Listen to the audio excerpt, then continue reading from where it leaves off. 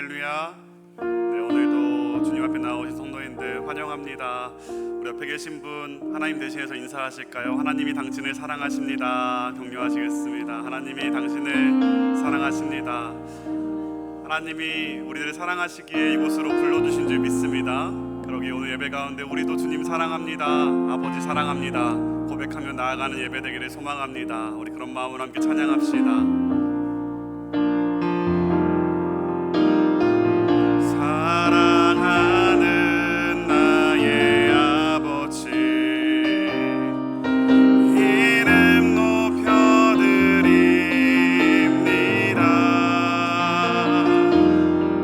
주의 나라 찬양 속에 임하시니 능력에 주께 찬송하네. 전능하신 하나님 찬양, 언제나 동일하신 주. 전능하신 하나님 찬양, 영원히 다스리네. 사랑하는 나의 아버지, 사랑하는 나의 아버지, 이름 높여드립니다.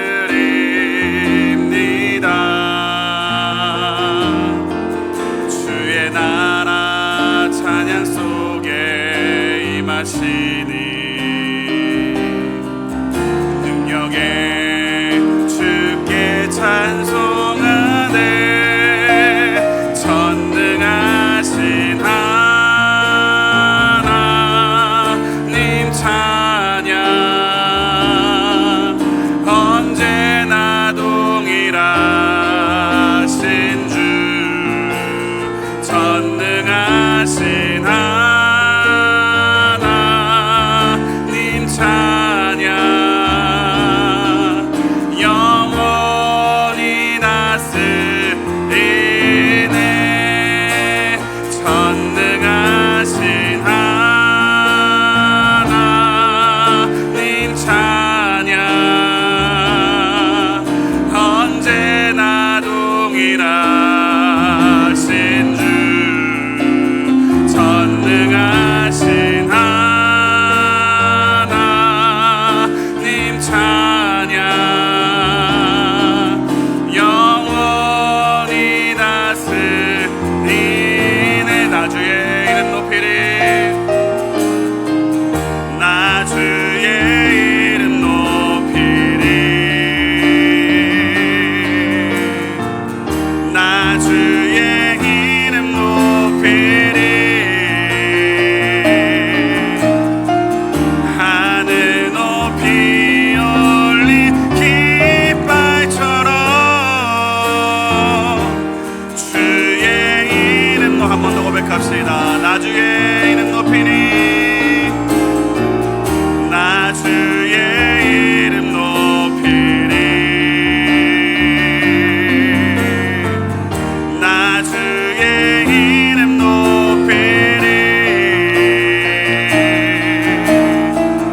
하늘 높이 올린 깃발처럼 주의 이름 높이니. 전능하신 하나님 찬양, 언제나 동일하신 주. 전능하신 하나님 찬양, 영원히. 우리 마지막으로 고백합시다. 전능하신 하나님 찬양합니다. 전능하신 하나님 찬양, 언제나 동일하신 주. 전능하신 하나님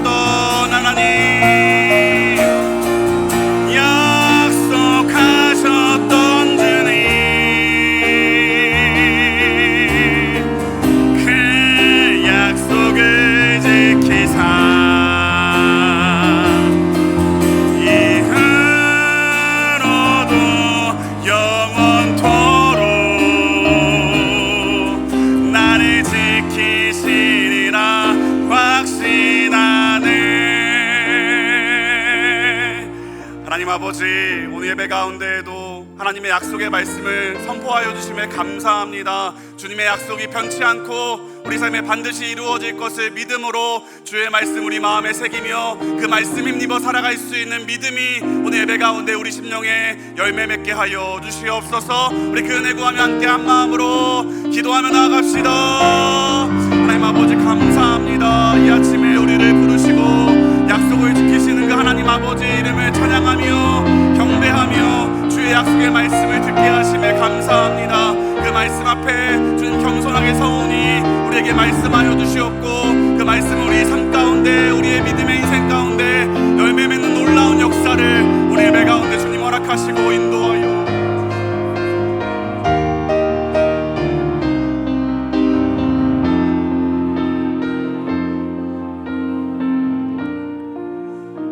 전능하신 하나님 아버지, 주님께 드리는 찬양의 고백을 기쁘게 받아주시옵소서. 오늘 예배의 자리 가운데 오직 주의 이름만이 영광과 높임을 받는 시간 되게 하여 주시옵소서.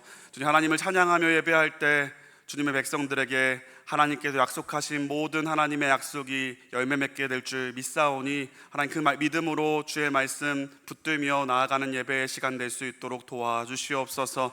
이제 주님의 말씀 앞에 섭니다. 말씀은 살아있고 생명력 있어 좌우의 날선 어떤 검보다도 예리한 줄 믿사오니 주의 백성들의 마음과 생각을 하나님 바라볼 수 있도록 말씀의 검으로 깨우시고 회복시켜 주시옵소서. 존귀하신 이름 예수님의 이름으로 기도드립니다. 아멘.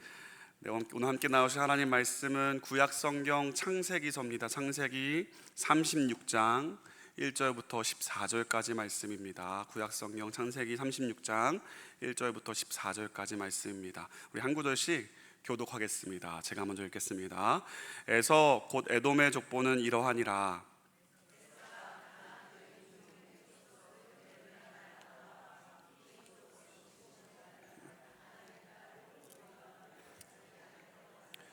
또 이스마엘의 딸 느바요의 누이 바스맛을 맞이하였더니 아다는 엘리바스를 에서에게 낳았고 바스맛은 루엘을 낳았고 오홀리바마는 여호수의 알람과 고라를 낳았으니 이들은 에서의 아들들이요 가나안 땅에서 그에게 태어난 자들이더라.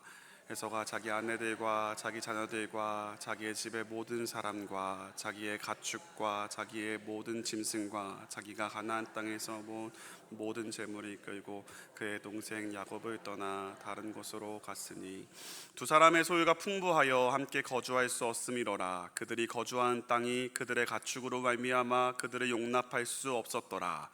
이에 에서 곧 에돔이 세일산에 거주하니라. 세일산에 있는 에돔 족속의 조상 에서의 족보는 이러하니라. 에서의 아내 아다의 아들은 엘리바스요 에서의 아내 바스맛의 아들은 루엘이며 엘리바스의 아들들은 대만과 오말과 스보와 가담과 그나스요.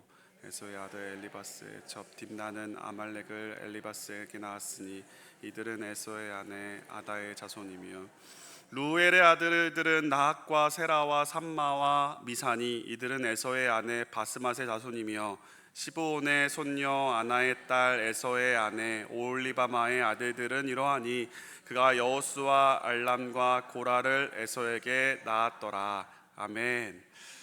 네, 읽으시느라고 너무 고생하셨습니다. 창세기 36장 오늘 함께 읽은 성경은요, 본문은 손에 꼽히는 길이에 족보가 기록되어 있습니다. 심지어 창세기에 있는 족보 중에는 가장 분량이 긴 내용입니다. 우리가 이게 발음하기도 어려운 낯선 이름들이 많아서 그 족보를 볼 때마다 우리가 이렇게 대충 성경을 훑고 지나가기가 쉽잖아요. 사실 성경에서 족보는 꽤나 중요한 역할을 합니다. 히브리어로 족보를 톨레돗이라 하는데 기원, 시작이라는 의미를 갖고 있습니다. 그럼 창세기를 보시면 창세기에만 10개의 족보가 기록되어 있는데 이 각 족보는 창세기의 이야기를 연결하는 중요한 가교 역할을 합니다. 예를 들면 창세기 2장 4절은 이렇게 시작합니다. 이것이 천지가 창조될 때의 하늘과 땅의 내력이니. 이것이 천지가 창조될 때 하늘과 땅의 내력이라. 여기서 이 내력이 바로 톨레돗입니다. 천지 창조의 하나님의 이야기가 이제 곧 이 내력으로 족보를 통해서 시작된다고 하나님이 말씀을 통해 선언하고 계시는 겁니다. 이 말씀 이후부터 보시면 성경은 아담과 노아, 그리고 노아의 자손 셈, 아브라함, 그의 아들 이삭, 그리고 오늘 우리가 함께 읽은 에서, 또 그의 동생인 야곱, 이렇게 족보를 토대로 하나님의 민족을 어떻게 세워가셨는지 하나님의 역사를 기록하고 있는 겁니다. 여러분, 족보라 하면 인간의 역사의 발자취를 기록한 걸 족보라고 하잖아요. 그런데 그 족보를 믿음의 관점으로 바라본다면 단순한 인간의 역사가 아니라 하나님의 계획 안에 저와 여러분의 인생의 자리가 지금 어디 있는지를 보여주는 중요한 역할을 하고 있는 겁니다. 그런 의미로 오늘 본문을 시작하면서 한 가지 질문을 해보시면 좋을 것 같아요. 여러분, 오늘 본문은 왜 우리에게 성경에서 그렇게 중요한 인물 같지 않은 에서의 족보까지, 그것도 창세기에서 가장 긴 분량으로 지금 우리에게 말씀을 들려주고 있는 걸까요? 전 말씀을 묵상하면서 이건 하나님께서는 어떤 특별한 사람만 편애하는 게 아니라, 주목하는 게 아니라 이 세상에 존재하는 어떤 사람이들 하나도 빠짐없이, 그러니까 저와 여러분의 인생의 걸음 또한 하나님께서 기억하시고 마음에 담고 있다는 것을 증거하는 거 아닌가라는 묵상을 하게 됐습니다. 여러분, 세상 사람들은 저와 여러분을 금방 잊어버리죠. 기억하지 못해도 기억하십시오. 하나님은 저와 여러분의 삶의 조각까지도 다 헤아리고 기억하시는 분인 줄 믿으시길 바랍니다. 그래서 저는 오늘 말씀을 준비하면서 이 질문이 제 안에 가장 많이 묵상이 되었습니다. 오늘 나는 그럼 하나님께서 어떤 삶으로 기억하고 계실까? 오늘 이 아침에 하나님은 나의 삶을 어떤 삶으로, 역사로 기억하실까? 그 질문의 답을 오늘 말씀을 통해서, 증거되는 말씀을 통해서 발견하시고 저와 여러분의 삶이 하나님의 마음의 기쁨으로 기억되시고 하나님 마음의 근사함으로 기억되시고 또 하나님께 쓰임받는 인생으로 기억되는 인생이 되시길, 그 인생의 역사가 되시길 주님의 이름으로 축원합니다. 하나님께 기억돼야 할 우리의 인생의 족보, 오늘 말씀은 그 역사는 어떻게 증거할까요? 첫 번째는 하나님께 가치를 두는 인생으로 족보를 써내려 가라는 겁니다. 오늘 족보를 보시면, 본문을 보시면 이렇게 시작합니다. 1절에 에서 곧 에돔의 족보는 이러하니라. 에서에게 여러분 에돔이라고 하는 별명을 지금 말씀은 붙이고 있죠. 그가 에돔이라고 별명이 붙여진 이유는 다름 아닌 팥죽 때문입니다. 그가 배고픔을 해결하기 위해서 장장권 내동댕이 치고 팥죽을 얻어 먹잖아요. 그 팥죽의 색깔이 붉은 죽이었습니다. 그래서 에돔이라고 하는 뜻은 붉은, 붉다라는 의미를 갖고 있어요. 그리고 에서의 후손들인 에돔 국가가 살았던 오늘 말씀의 세일산이라고 표현하잖아요. 그 세일산은 붉은 흙으로도 유명합니다. 지금도 여러분 요르단 남쪽 지역에 가면은 세계 10대 불가사의 중에 하나인 페트라라는 게 있어요. 그 페트라가 온통 붉은 흙으로 가득합니다. 사진 한번 보여주시겠어요? 네, 돌이 붉고 또 흙이 붉은 땅, 그곳이 바로 다름 아닌 세일 땅입니다. 그래서 에서의 이름도 붉고 그들이 거했던 땅도 붉은 땅이라 에돔이라 불렸던 거예요. 그 붉은 민족 에서의 족보가 그럼 어떻게 시작됐는가? 2절과 3절 이렇게 증거하는데 같이 한번 다시 읽어보겠습니다. 시작. 에서가 가나안 여인 중 헷 족속 엘론의 딸 아다와 히위 족속 시브올의 딸인 아나의 딸 오리바마를 자기 아내로 맞이하고 또 이스마엘의 딸 느바요의 누이 바스맛을 맞이하였더니, 에서의 족보가 시작되어지는데 어떤 이야기로 시작하냐면 그가 결혼했다는 이야기로 시작됩니다. 그런데 여러분, 그의 배우자 여인들은 어떤 여인이었습니까? 이름은 어렵지만 맨 처음 이렇게 증거하죠. 가나안 여인이었습니다. 그건 무엇을 의미하는가? 바로 이방 여인이었다는 겁니다. 근데 여러분 한번 떠올려 보십시오. 에서의 아버지 이삭은 어떻게 장가를 갔죠? 할아버지 아브라함이 그 이삭의 며느리를, 그 아내를, 자기의 며느리를 구하기 위해서 사환에게 그 먼 고향 땅을 보내서 데리고 오죠. 그녀가 리브가잖아요. 야곱, 자신의 아내를 어떻게 얻었습니까? 자신의 외삼촌 라반의 집에, 그 고향 땅에 가서 라헬을 만나서 아내를 얻는데 무려 20년이라는 시간을 할애합니다. 여러분, 모두 하나님께서 선택한 민족 안에서 아내를 찾았다는 것을 우리가 말씀을 통해 알 수 있습니다. 그런데 에서는 그것과는 전혀 상관없이 이방 사람 가나안 여인을 선택했다고 지금 그의 족보에 가장 먼저 언급하고 있습니다. 에서가 처음 결혼했던 장면을요, 창세기 26장이 기록하고 있는데, 여러분 그때 그의 부모였던 이삭과 리브가의 마음을 성경은 이렇게 표현해요. 창세기 26장 34절 35절 같이 읽어보겠습니다. 시작. 에서가 40세에 해족속 부에리의 딸 유닷과 해족속 엘론의 딸 바스맛을 아내로 맞이하였더니 그들이 이삭과 리브가의 마음에 뭐가 되었더라? 근심이 되었더라. 자녀 장가 보내는데 지금이나 그때나 똑같은 것 같아요. 근심이 되는 것 같아요. 근데 그들이 이삭과 리브가의 근심이 되었답니다. 근데 이게 단순히 부모의 자녀가 철부지 같은 모습에 근심을 가진 게 아니라 성경이잖아요. 아버지 이삭의 마음뿐만 아니라 말씀은 하나님 아버지의 마음도 그를 보면서 근심했다라고 지금 표현하고 있는 겁니다. 그럼 이것이 이 결혼하고 가정을 꾸리는 이 대목에서 에서와 야곱의 인생의 역사의 중요한 갈림길로 갈라지게 됩니다. 여러분, 사실 하나님은 그들이 태어나기 전에 이미 큰 자와 작은 자를 섬길 것이라 이렇게 표현하셨죠. 하나님은 왜 에서를 선택하지 않고 이삭을 선택했을까요? 이미 결정을 지어놓은 걸까요? 아니요, 많은 신학자들은 하나님은 에서를 제쳐두고 야곱을 선택한 것이 아니라 하나님은 에서가 이제부터 그 스스로가 장자권을 포기한 채 야곱을 섬기는 인생의 길을 선택하고야 말 거라는 걸 하나님이 이미 알고 있어서 예지적인 메시지였다라고 많이들 주장합니다. 즉 하나님은 에서가 그런 선택을 하게 될 것이란 것을 다 알고 계셨기에 야곱을 선택해 주셨다는 겁니다. 여러분, 에서와 야곱 두 사람 모두 결혼이라고 하는 인생의 중요한 선택의 기록에 서 있었습니다. 하지만 에서는 하나님의 약속과는 거리가 먼 자기 욕심에 따라서 선택을 하였고, 반면에 그 동생 야곱은 하나님께서 약속하신 여인을 선택하는 하나님이 기뻐하시는 가족의 역사를 시작하게 됩니다. 여기서부터 이 두 사람의 인생 족보 역사는 엄청난 차이를 만들어내고 말았던 겁니다. 근데 여러분, 우리가 꼭 기억해야 하는 건 야곱이 라헬을 만났을 때 그가 엄청난 믿음의 사람, 큰 믿음의 사람이 아니었다는 것을 우리가 너무나 잘 알고 있지 않습니까? 그가 라헬을 선택했을 때 대단한 믿음의 사람이 아니었어요. 그도 욕심이 많아서 형의 장자권을 빼앗아 버리고 도망자의 인생을 살지 않았습니까? 그는 속이는 자였어요.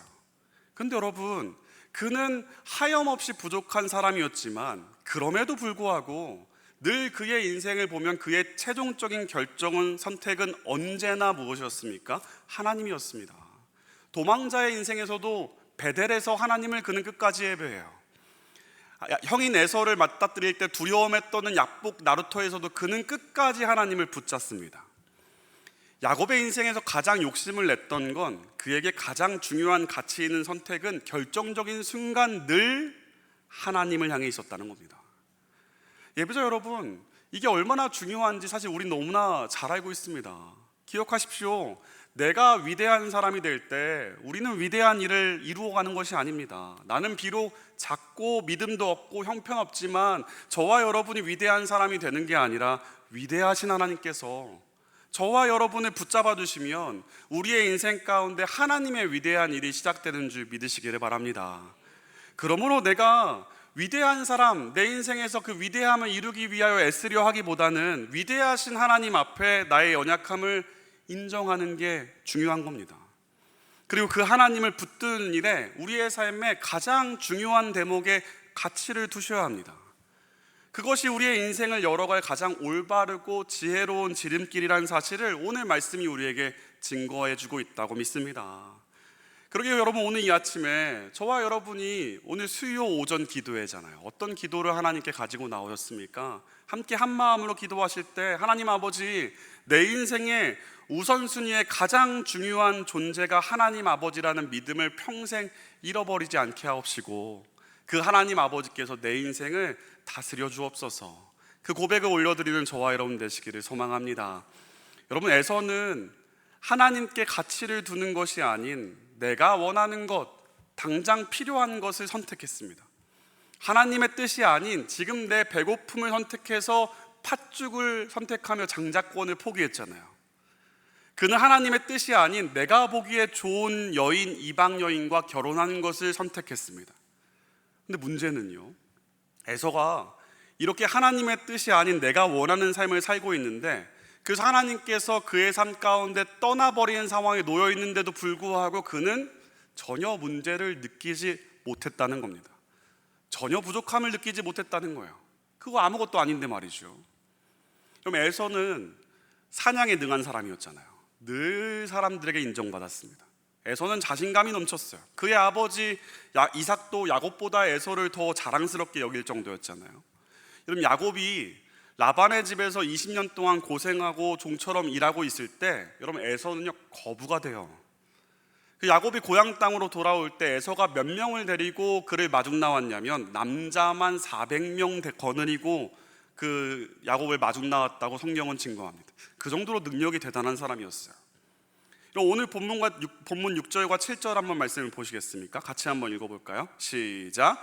에서가 자기 아내들과 자기 자녀들과 자기 집의 모든 사람과 자기의 가축과 자기의 모든 짐승과 자기가 가나안 땅에서 모은 모든 재물을 이끌고 그의 동생 야곱을 떠나 다른 곳으로 갔으니 두 사람의 소유가 풍부하여 함께 거주할 수 없음이로라.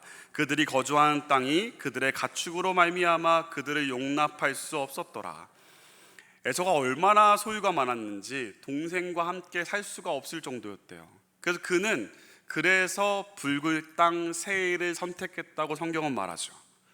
근데 여러분, 사실 성경을 유심히 읽어보면요, 창세기 32장 2절을 보시면 야곱이 고향으로 다시 돌아올 때, 에서를 아직 만나기 전에요, 에서는 이미 사실 처음부터 세일 땅에 거주해 있었습니다. 그래서 형은 세일에서 살고 야곱은 하나님이 약속하신 땅인 세겜에서 살아갑니다. 여러분, 지금 부유했던 에서, 능력이 넘치는 에서, 문제가 없어 보이는 그에게 진짜 문제가 무엇인지가 성경에서 지금 증거하고 있습니다. 보이십니까? 그가 가지고 있는 무수히 많은 것들 때문에 세일 땅을 선택하면서까지 그는 하나님이 그의 인생에 더 이상 필요가 없었던 겁니다. 에서는 하나님의 약속보다 자신의 소유를 늘리고 지키는 것이 더 중요했습니다. 그가 왜 세일을 선택했는가? 하나님의 약속의 백성으로 사는 것보다 오늘 내 살림을 늘리는 게 더 소중했기 때문입니다. 다시 말하면 그의 인생에 하나님보다 내 인생, 나 자신을 위해 삶을 살아가는 게 더 가치 있고 중요했던 인생이었습니다. 근데 여러분, 그 선택의 결과 놀랍게도 에서는 승승장구했습니다. 부유했고요, 넉넉했습니다. 그 풍성함으로 에서의 후손들은 수많은 족장을 일으키고 여러분, 왕들도 출현해요. 우리가 오늘 시간상 36장을 다 읽지 않았지만 읽어보시면 아래에 그의 후손들 중에 왕의 이름이 정말 많이 기록되어 있어요. 그래서 에서의 족보를 이렇게 길게 성경이 할애했는지도 모르겠습니다. 근데 여러분, 에서의 이 승승장구의 부유함이 정말 에서의 인생에 진짜 복이 되었을까요? 천만에요.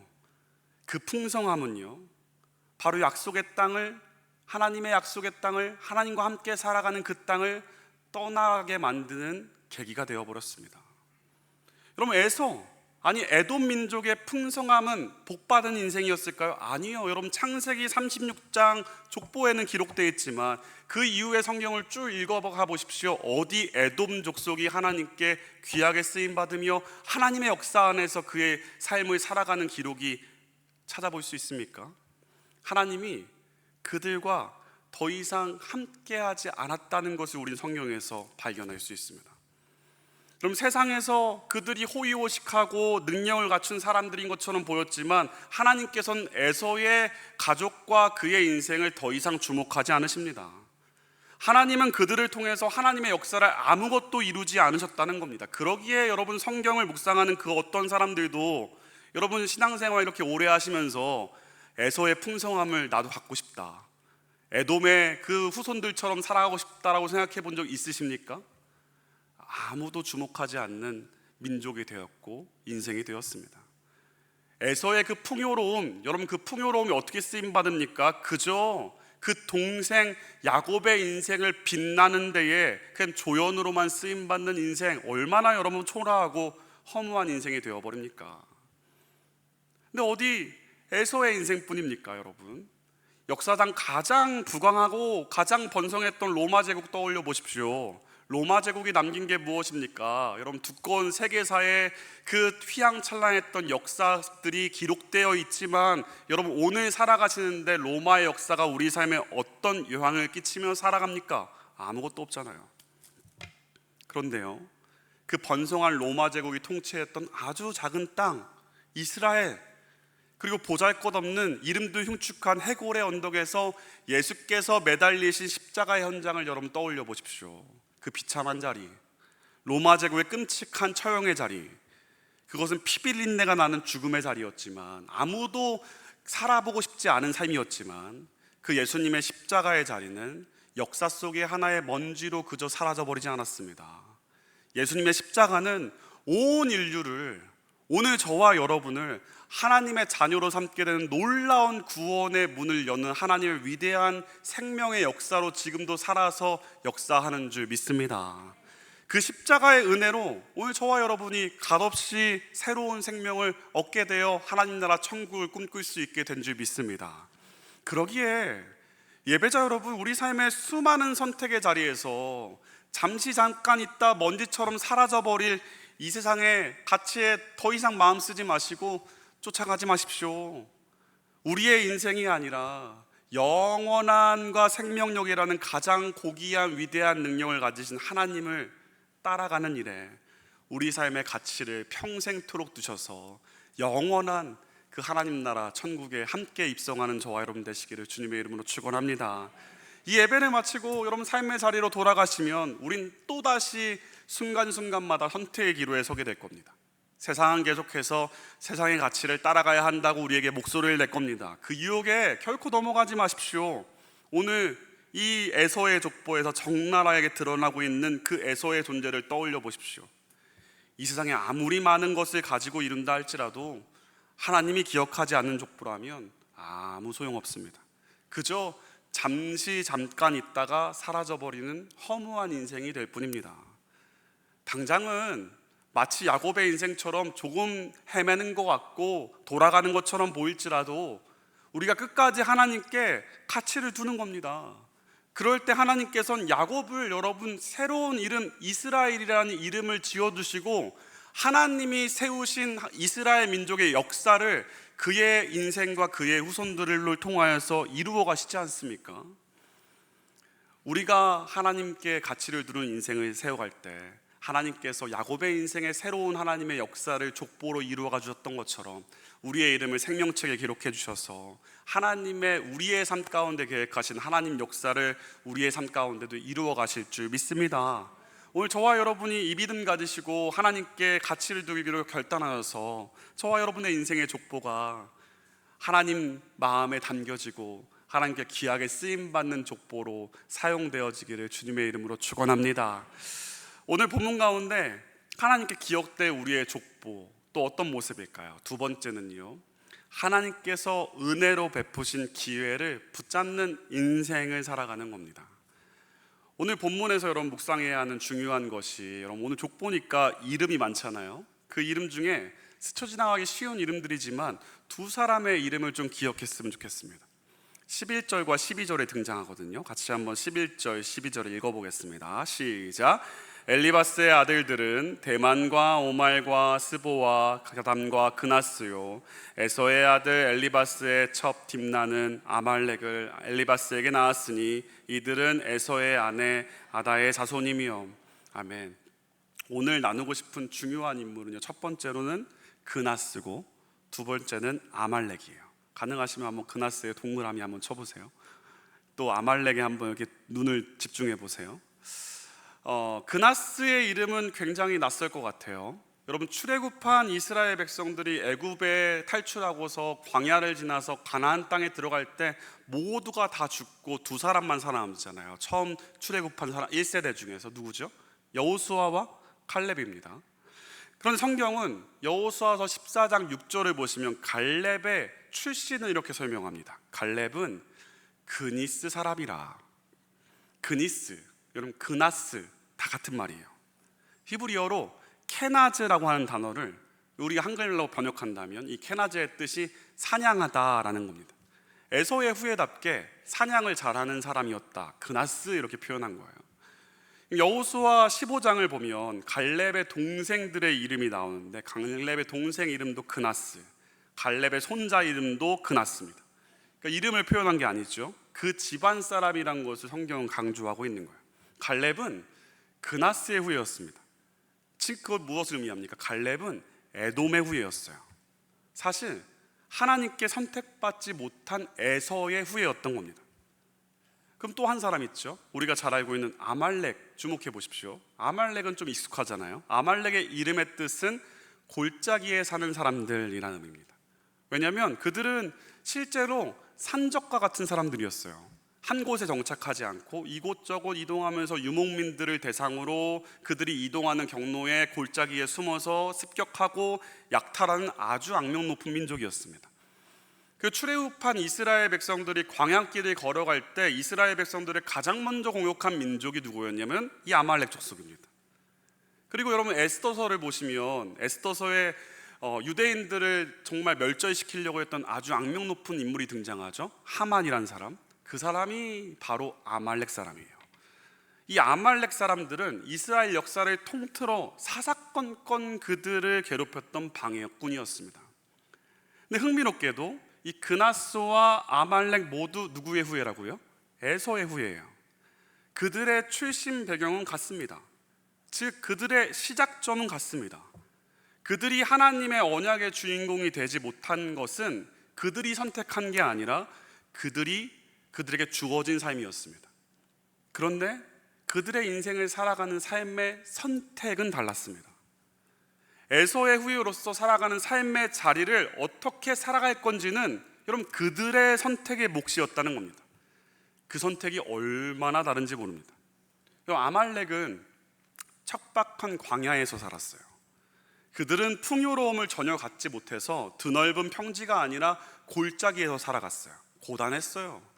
그래서 아말렉은 이스라엘 민족을 만났을 때 여러분 이스라엘 민족의 애굽에서 이루어진 것들을 가나안 광야 민족들이 다 알고 있었잖아요. 라합 여인도 알고 있었잖아요.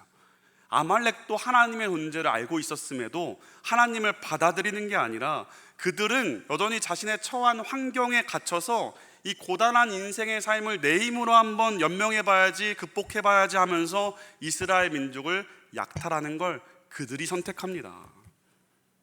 결국 하나님은요 출애굽기 17장과 신명기 25장을 보시면 이스라엘 민족에게 너희들이 가나안 땅을 밟으면 제일 먼저 진멸할 민족이 있는데 아말렉을 진멸하라고 말씀합니다. 완전히 하나님께 버림받습니다. 너무나 안타까운 결말이죠. 그런데 똑같은 에돔의 후손인 그나스, 그들은 달랐습니다. 그들도 역시 언약의 주인공 후손은 아니었지만 그들은 자신의 출신에 여러분 갇혀 있지 않았습니다. 자신의 환경에 갇혀 있지 않았습니다. 그나스 후손들은 하나님의 은혜를 붙잡았어요. 하나님의 기회를 붙잡았어요. 그중 대표적인 인물이 좀 전에 말씀드린 칼렙입니다.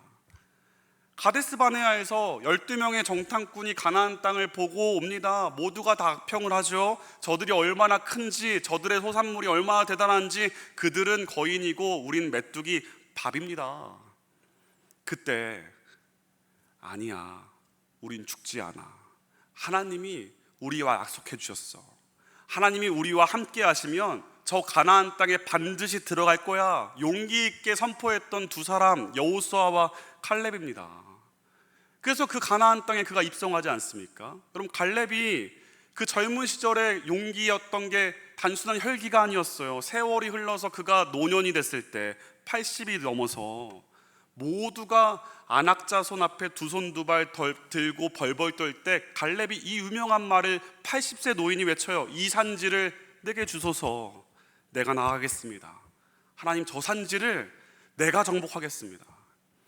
갈렙은 끊임없이 환경에 갇혀 있지 않고 상황에 갇혀 있지 않고 하나님께서 베푸신 은혜의 기회를 때마다 시마다 선택했습니다. 믿음으로 선택했어요. 믿음으로 걸어가며 그의 인생에 하나님의 역사를 경험하게 된 줄 믿습니다.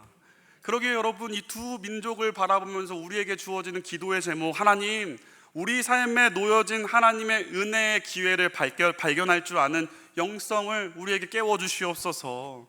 하나님의 은혜의 기회를 우리에게 주셨는데 그 기회를 놓치지 않고 붙잡아 선택할 수 있는 믿음을 나에게 주옵소서.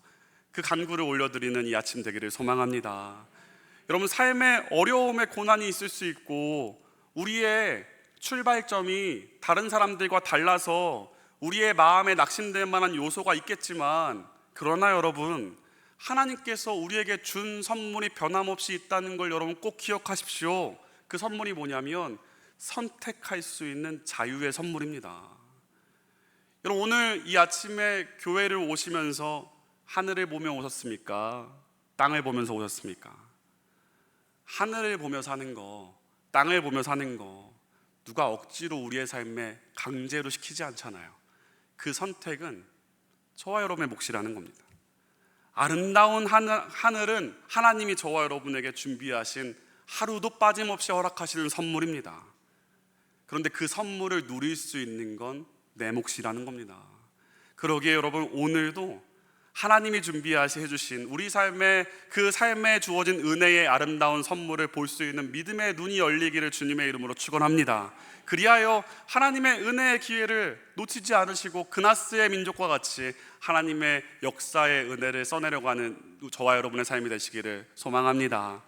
여러분, 저와 여러분의 삶 가운데 도무지 감당하기 벅찬 어려움의 자리가 있으십니까? 기억하십시오. 그 자리 가운데 하나님은 저와 여러분에게 기회를 은혜로 베풀어 주셨습니다. 내가 할 수 없는 문제 앞에서 우리는 어떤 기회를 선택할 수 있습니까? 저는 기도라 확신합니다. 우리가 하나님께 받은 최고의 기회는 우리 삶을 하나님 아버지께 전적으로 맡겨드리는 기도, 그거면 충분하지 않습니까? 너는 내게 부르짖어라, 내가 내게 응답하겠다. 네가 알지 못하는 크고 비밀한 역사를 내가 이루겠다. 여러분, 저와 여러분의 우리의 인생 가운데 놓여있는 문제 앞에서, 그러니 우리의 가정을 하나님께 올려드리는 기회의 선택을 하십시오. 나의 일터를 주님께 맡겨드립시오. 우리의 경제적인 요소를 하나님께 맡겨드리십시오. 우리의 무기력한 마음을 하나님께 드리는 선택을 하십시오. 주님, 이 산지를 내게 주옵소서. 주님이 주신다면 감당할 수 있습니다. 그리고 순종하는 겁니다. 고난 앞에 주저앉는 것이 아니라, 세상과 타협하는 것이 아니라 주님께 은혜로 베푸신 하나님의 능력을 우리가 선택하며 경험해 갈 수 있는 영적인 기회를 믿음으로 붙들어 갈 수 있는 이제 삶으로 떠나가시는 그 삶에서 살아가는 저와 여러분 되시기를 주님의 이름으로 축원합니다. 그럼 1832년에 조선은 순조가 다스릴 때였어요. 1800년대가 서구 사회에는 산업혁명으로 막 무한한 발전을 이루어갈 때였습니다. 근데 안타깝게도 우리 조선은 쇄국 정치라 하죠. 문을 다 걸어 잠그니까 발전할 수가 없습니다. 민중은 가난에 처했고 정치는 쇠퇴해서 조선은 결국 무너져 갑니다. 그런데 그러한 조선 땅에 목숨을 걸고 들어온 한 외국인 선교사가 있었어요. 그는 독일 출신의 선교사 칼 귀칠라프라는 사람입니다. 그 귀칠라프가 조선의 최초로 정식 통상을 이뤄낸 서양 성박인 로드 에머스토어를 통해서 한국을 방문하게 돼요. 이 배는요, 서해 바다에 있는 아주 작은 섬 고대도라는 섬에 잠시 정박합니다. 그리고 그때 이 선교사님은 고대도 섬에 내려서 조선 사람들을 만나서 복음을 전합니다. 그리고 한 움큼 가져왔던 한문 성경을 그때 나눠주세요. 이 조선 땅에 한국인 외국인 선교사가 성경을 나눠주면서 복음을 전했던 최초의 선교 현장입니다. 귀칠라프 선교사님이 고대도 방문한 건 여러분 1866년에 대동강에서 성경책을 던지면서 토마스 선교사님이 순교했죠. 그것보다 34년이 앞선 시간이었습니다. 1885년 입국한 언더우드 아펜젤러 선교사보다 무려 53년이나 앞선 우리나라 최초의 선교 행적이었어요. 퀴칠라프가 작은 고대도 섬에 머무는 시간이 불과 며칠밖에 안 됐지만 그가 남긴 헌신의 열매가 얼마나 대단한지 모릅니다. 그가 남겨준 한문 성경이 이 땅에 들어오게 되었고 의약품을 가지고 오게 됐고, 특별히 여러분 감자를 재배할 서양식 방법을 그 선교사님이 가르쳐 주셨대요. 오늘날 우리가 사용하는 감자의 재배 방법이 그분이 가르쳐 주신 거라고 하더라고요. 그리고 우리 주님이 가르쳐주신 기도인 주기도문을 한글로 옮기는데 그분이 위대한 역할을 감당합니다. 무엇보다 가장 값진 일은 한국 기독교 선교 역사에서 모두 서양 사람들이 이 조선 땅에 들어갈 수 없다, 이 조선 땅을 찾아갈 수 없다며 두 손 두 발 다 포기할 때 이 땅에 그가 방문함으로 한국 선교의 새로운 포문이 열리는데 기축제가 되는 역할을 합니다. 여러분, 고대도라는 섬의 이름 알고 계십니까? 저는 이 귀칠라프 선교사님 글을 읽으면서 고대도라는 섬을 알게 됐습니다. 여러분, 지금도 고대도 섬에 여행 안 가시잖아요. 아무도 주목하지 않은 작은 섬에 불과합니다. 그런데 하나님의 신비예요. 하나님은 대한민국의 복음화를 이루기 위하여서 평양을 먼저 사용하신 게 아니라, 서울을 먼저 사용하신 게 아니라, 부산을 먼저 사용하신 게 아니라, 이름 모를 작은 고대도 섬 안에 정박한 그 섬에서 시작한 그 놀라운 복음의 씨앗으로 지금의 우리 한국교회 열매를 맺어주신 줄 믿습니다. 불과 200년도 안 된 이 시간에 오히려 여러분 30배, 60배, 100배의 그 복음의 씨앗이 열매 맺어서 이제는 우리가 복음을 전하고 증거하는 하나님의 증인의 민족으로 사용되는 놀라운 민족으로 역사를 역전시켜 주시지 않으셨습니까? 그럼 이 모든 일이 어떻게 시작되었는가? 자신의 인생 역사 가운데 가장 위대한 가치를 하나님께 가치로 두었던, 아무도 주목하지 않았던 한 독일인 출신 선교사 칼 귀칠라프, 그가 하나님의 부르심에 선택한 위대한 순종을 통해서 이루신 하나님의 역사인 줄 믿습니다. 하나님께서 그 귀칠라프의 헌신을 통해서 무명의 작은 섬 고대도에 뿌려진 그 복음의 씨앗을 하나님의 위대한 기회로 바꿔주신 하나님의 열매, 역사의 열매였던 겁니다. 여러분, 오늘 저와 여러분이 그렇게 중요하지 않은 인물인, 닮지 않아도 될 만한 사람 에서의 이름을 읽고 있습니다. 성경을 통해서. 왜죠? 하나님이 남겨주셨기 때문입니다. 무슨 의미입니까? 하나님은 오늘 이 세상에 존재하는 모든 이의 이름, 즉 저와 여러분, 내 이름을 기억하고 계십니다. 하나님 마음에 남기고 계십니다. 하나님께서는 저와 여러분의 오늘 하루의 일상을 그저 그냥 지나치지 않으시고 어떻게 사는지 주목하고 계십니다. 하나님께서 허락하신 이 위대한 기회의 역사를 바꿔갈 하나님의 주인공을 지금도 찾고 계시는 줄 믿습니다. 제2의 그나스와 같은 사람, 갈렙과 같은 사람을 하나님은 오늘도 찾기에 저와 여러분의 예배의 자리에 부르신 줄 믿습니다. 그러기에 여러분, 하나님의 자녀요, 백성인 저와 여러분의 삶이 내게 주어진 상황과 환경에 갇혀 사는 인생이 아니라 하나님께서 우리에게 베푸신 은혜를 경험할 수 있는 그 은혜의 자리를 붙드는 기회를 놓치지 마시고, 하나님이 써가시길 원하시는 믿음의 역사를 저와 여러분의 삶을 통해서 써가시는 은혜가 있기를 소망합니다. 여러분, 부산을 향한 기찻길에 오르면 그 기차 위에 오른 사람은 어디에 가게 됩니까? 부산에 갑니다. 그가 누구든, 그가 출신이 어떤 사람이든, 그가 얼마나 배운 사람인지, 얼마나 돈을 많이 가지고 있는 사람이 중요하지 않아요. 부산에 가는 기차를 탔으니 부산에 가는 겁니다. 하나님 역사의 인생에 저와 여러분의 삶을 올려드리는 선택을 할 때 성경은 그것을 믿음이라고 말합니다. 내 삶을 주님께 맡겨드릴 때, 기차 위에 내 몸을 기차가 실어가는 것처럼 하나님의 은혜의 역사에 내 인생을 맡겨드릴 때 하나님이 저와 여러분의 인생을 이루어 가실 줄 믿습니다. 요즘 우리가 살아가는 삶 다 너무 어렵다고 하잖아요. 어렵잖아요. 지금이 하나님께 맡길 때인 줄 믿습니다. 내 힘으로 아무것도 할 수 없을 때 하나님이 이루어 가시는 그 삶에 우리가 맡기셔서 하나님의 역사를 누리시고 타고 살아가는 저와 여러분 되길 소망합니다. 그래서 창세기에 가장 길게 기록된 이 화려한 족보, 에서의 족보가 지금 먼지처럼 다 사라져 버렸잖아요. 그런 인생이 저와 여러분의 인생이 아니라 히브리서 11장에 그 위대한 믿음의 전당에 기록되어 수천 년이 지난 지금까지도 우리가 그 역사의 족보를 바라보며 닮기 원하는 믿음의 선조들과 같은 삶을 저와 여러분의 삶으로 살아가서 저와 여러분의 후손들이 우리의 삶을 통해 하나님 아버지를 발견하고 하나님의 역사를 찬양하는 그 귀한 인생으로 사용되어지는 저와 여러분 삶이 되시기를 소망합니다. 그러기에 평생을 하나님께 가치를 두시고 우리의 삶에 하나님이 베푸신 은혜를 놓치지 마시고 발견하여 붙들어서 하나님을 찬양하는 삶, 저와 여러분이 살아가기를 소망합니다. 우리 그 마음 가지고 하나님이시여, 하나님이시여, 주는 나의 하나님이십니다. 하나님이 내 삶의 주인이십니다. 함께 찬양하시겠습니다.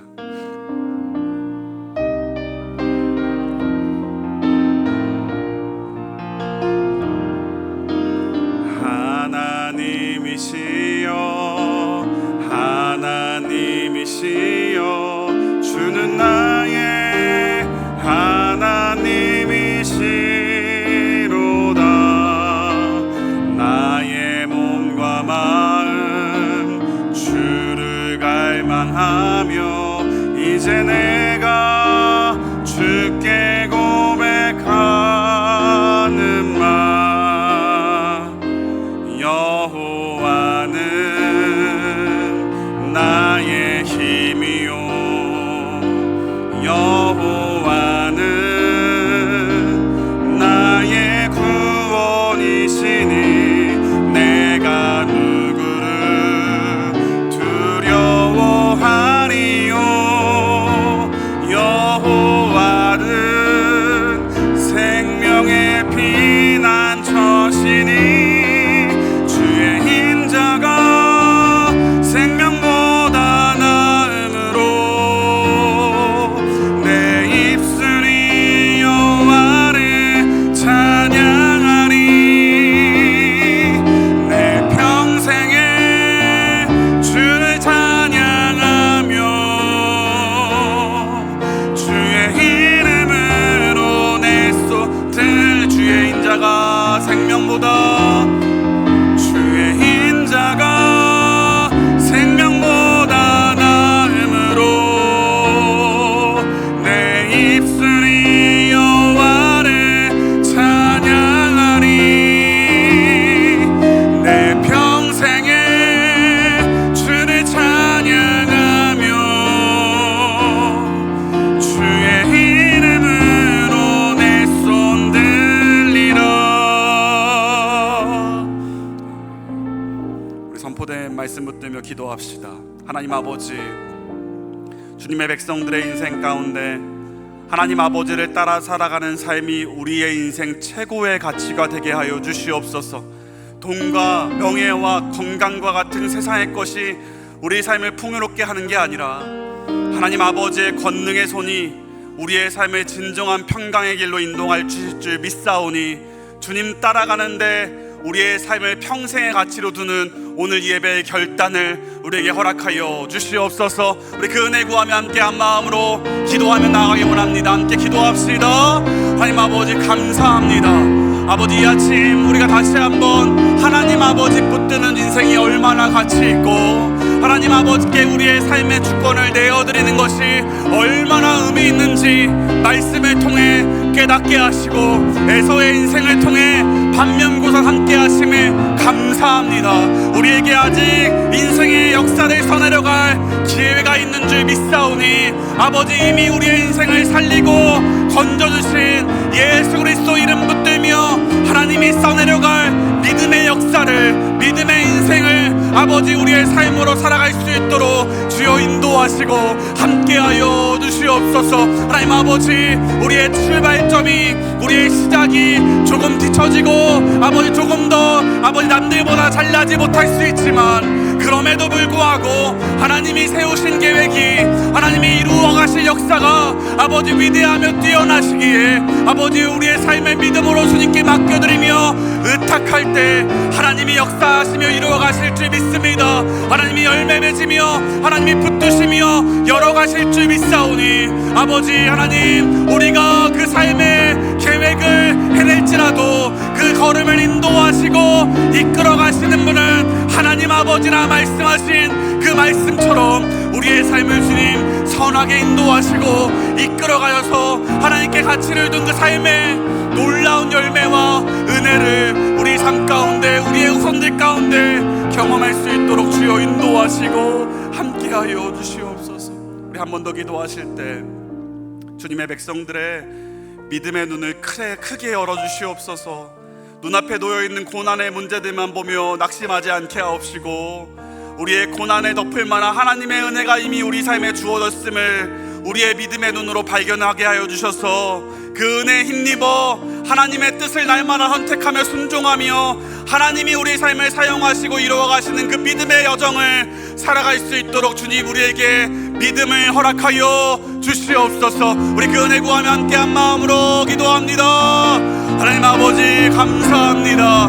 나의 인간적인 눈과 세상의 눈으로 이 삶을 더 이상 바라보지 않게 하옵시고, 하나님 아버지 믿음의 눈으로, 성령 하나님의 그 은혜의 눈으로 이 주어진 삶의 자리와 환경을 바라볼 수 있도록 도와주셔서 아버지가 열어가시는 길, 아버지가 이끌어 가시는 길, 아버지가 이루어 가시는 길을 아버지 믿음의 걸음으로 걸어갈 수 있도록 주여 인도하시고 함께하여 주시옵소서. 더 이상 세상의 목소리에 아버지 우리의 마음을 빼앗기지 않게 하시고, 내가 너의 삶 가운데 위대한 계획과 선하신 계획이 있다는 하나님 말씀 신뢰하며 그 아버지가 역사하시는 주권대로 아버지 쓰임받으며 사용되어지며 아버지의 걸음을 함께 걸어갈 수 있도록 주여 인도하시고 이끌어 주시옵소서. 하나님 아버지, 주님의 백성들에게 인생을 살아갈 참된 지혜를 다시 한번 깨닫게 하심에 감사합니다.